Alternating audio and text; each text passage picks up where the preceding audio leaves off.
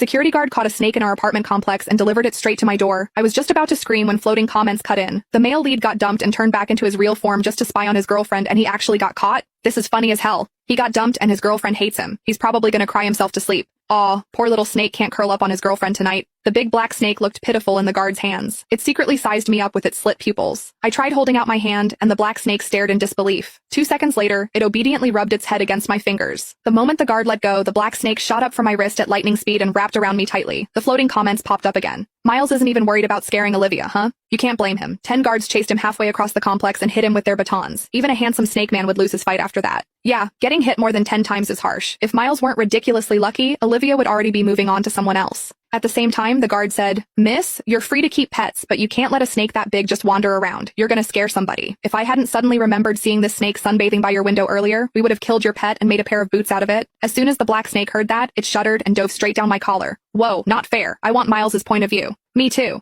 Talk about turning disaster into a win. Miles seriously lucked out. I tried to soothe the snake tucked against my chest, then hurried to grab the watermelon I had just bought and handed it to the guard.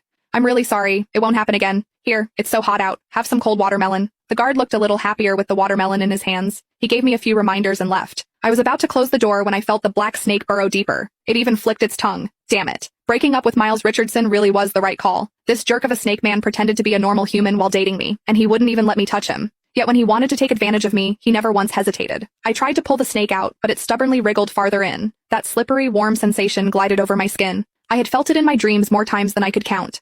Now, I seriously suspected those weren't dreams. The black snake refused to come out.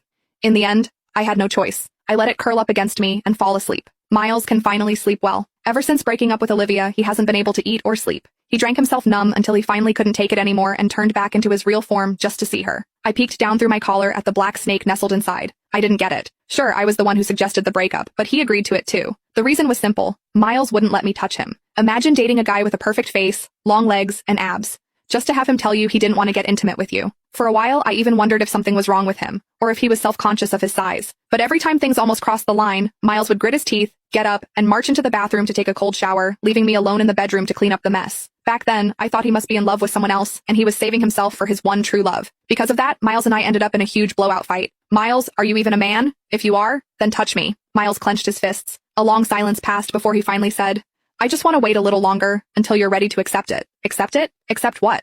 What was there to hesitate about? I might be a little old-fashioned, but Miles and I had been together for 4 years. We were already talking about getting married. I didn't care if some things happened sooner than planned. I tried to stay calm and told Miles, "I want this. Whatever it is, I accept it." But Miles just held his head and crouched.